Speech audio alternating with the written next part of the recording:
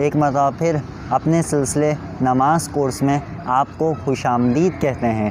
آج ہمارے نماز کورس کا ایپیسوڈ نمبر 2 ہے اور کل ہم نے آپ کو نماز کی شرائط بتائی تھی۔ نماز کی شرائط میں سے پہلی شرط طہارت تھی۔ آئیے میں آپ کو طہارت کے آج مسائل سکھاتا ہوں۔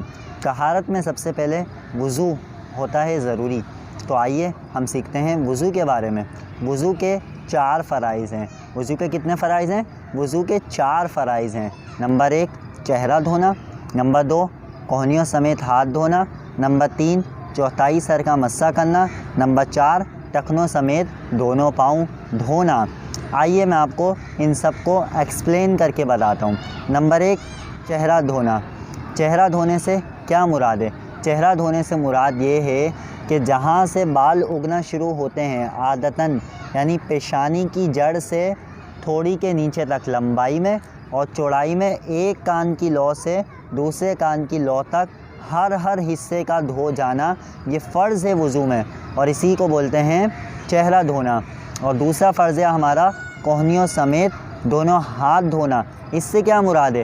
کوہنیوں سمیت دونوں ہاتھ دھونے سے مراد یہ ہے کہ ناخنوں سے، یعنی انگلیوں کے پوروں میں ناخنوں سے کوہنیوں سمیت دونوں ہاتھ مکمل دھونا، اور کوئی بھی حصہ دھلنے سے باقی نہ رہ جائے۔ اگر آپ نے کوئی چھلا یا ٹائٹ انگلی وغیرہ میں انگوٹھی پہنی ہوئی ہے تو اس کو ہلا کر اس پر بھی پانی بہانا فرض ہے۔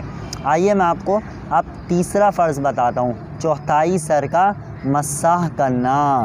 اور چوتھا فرض ہے ہمارا ٹخنوں سمیت دونوں پاؤں دھونا، یعنی اس میں بھی وہی ہے کہ انگلیوں سے ٹخنوں سمیت تک دونوں پاؤں دھونا اور ہر حصے پر پانی بہہ جائے۔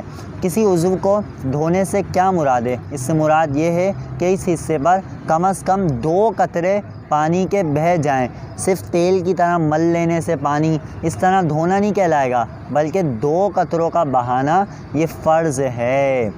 یہ تو تھے وضو کے فرائض۔ آئیے میں آپ کو وضو کو توڑنے والی چیزیں بتاتا ہوں۔ وضو کو توڑنے والی چیزوں کو کہتے ہیں نواقض وضو۔ نواقض وضو کتنے ہیں، کون کون سے ہیں؟ آئیے میں آپ کو بتاتا ہوں۔